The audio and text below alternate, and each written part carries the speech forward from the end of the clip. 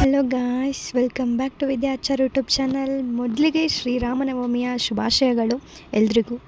So ಇವತ್ತು ಬೆಳಗ್ಗೆನೇ ಎದ್ದು ಸ್ನಾನ ಮುಗಿಸಿ ಪೂಜೆ ಮಾಡೋಣ ಅಂತ ಹೇಳ್ಬಿಟ್ಟು ಎಲ್ಲ ಪೂಜೆಗೆ ರೆಡಿ ಮಾಡಿಕೊಂಡೆ.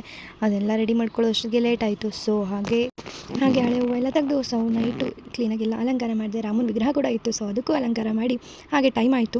ಸೊ ಇನ್ನೇನು ಮಾಡೋದು, ಮಧ್ಯಾಹ್ನ ಆಯ್ತಲ್ಲ ಅಂತ ಹೇಳ್ಬಿಟ್ಟು ಇನ್ನೇನು ಕೋಸಂಬರಿ ಹಾಗೆ ಮಜ್ಜಿಗೆ ಮಾಡೋಣ ಅಂತ ಹೇಳ್ಬಿಟ್ಟು ಅದಕ್ಕೆಲ್ಲ ರೆಡಿ ಮಾಡ್ಕೊಳ್ತಾ ಇದ್ದೆ. ಅದಕ್ಕೆ ಬೇಕಾಗುವಂಥ ಐಟಮ್ಸ್ ನೋಡಿ, ಕಾಯಿ ತುರಿ, ಹಾಗೆ ಕ್ಯಾರೆಟು, ಸೌತೆಕಾಯಿ, ಹಾಗೆ ಬೇಳೆನ ನಾನು 2 hours ನೆನೆಸಿಟ್ಟಿದ್ದೆ. ಸೊ ಕೊತ್ತಂಬರಿ, ಇದನ್ನು ಚಿಲ್ಲಿ, ಇವನ್ನೆಲ್ಲ ಹಾಕಿ ಕ್ಲೀನಾಗಿ ಮಿಕ್ಸ್ ಮಾಡಿ ನಾನು ಫ್ರಿಜ್ಜಲ್ಲಿ ಇಟ್ಬಿಟ್ಟೆ. ಬಿಕಾಸ್ ನನಗೆ ಬೇಕಾಗಿದ್ದು ಸಂಜೆಗೆ. ಸೊ ಅದರಿಂದ ಫ್ರಿಜ್ಜಲ್ಲಿ ಇಟ್ಟೆ. ಸೊ ಮತ್ತು ನಮಗೆ ಯಾವಾಗ ಬೇಕೋ ಆವಾಗ ಎತ್ಕೊಂಡು ಸ್ವಲ್ಪ ಅದಕ್ಕೆ ಒಗ್ಗರಣೆನ ಹಾಕ್ಕೊಂಡು ಹಾಗೆ ಸಾಲ್ಟ್ ಹಾಕ್ಕೊಂಡ್ರೆ ಅದು ರೆಡಿ ಆಗುತ್ತೆ, ಹೆಸರುಬೇಳೆ. ಸೊ ಅದೆಲ್ಲ ಆಯಿತು. ಓಕೆ, ಅಷ್ಟರಲ್ಲಿ ಸಂಜೆನೂ ಆಯಿತು. ಸೊ ಓಕೆ, ನಾನು ರೆಡಿಯಾಗಿ ಹಾಗೆ ನೈವೇದ್ಯವನ್ನು ಇಟ್ಟು ಎಲ್ಲ ಆಯಿತು. ಓಕೆ, ಪೂಜೆ ಮಾಡೋಣ ಅಂತ ಹೇಳ್ಬಿಟ್ಟು ಸ್ಟಾರ್ಟ್ ಮಾಡಿದೆ. ಹಿಂದೂ ಸಂಪ್ರದಾಯದಲ್ಲಿ ರಾಮನನ್ನು ವಿಷ್ಣುವಿನ ಅವತಾರವಾಗಿ ಪೂಜಿಸಲಾಗುತ್ತದೆ. ರಾಮನವಮಿ ಯುಗಾದಿಯ 8 ದಿನಗಳ ನಂತರ ಚೈತ್ರ ಮಾಸದ ಶುಕ್ಲ ಪಕ್ಷದಲ್ಲಿ ಆಚರಿಸಲಾಗುತ್ತದೆ.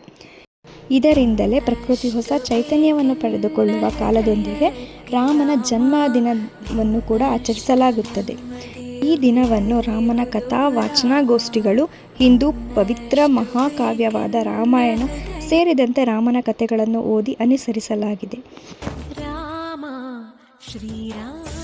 ಹಾಗೆ ಪೂಜೆ ಕೂಡ ಎಲ್ಲ ಆಯಿತು. ಸೊ ಬರ್ತಾ ಇರೋ ಜನಗಳಿಗೆಲ್ಲ ಕೊಡೋಣ ಅಂತ ಹೇಳ್ಬಿಟ್ಟೆಲ್ಲ ಅಷ್ಟೊಂದು ಕೋಸಂಬರಿ ಹಾಗೆ ಮಜ್ಜಿಗೆನೂ ಕೂಡ ರೆಡಿ ಮಾಡಿಕೊಂಡೆ.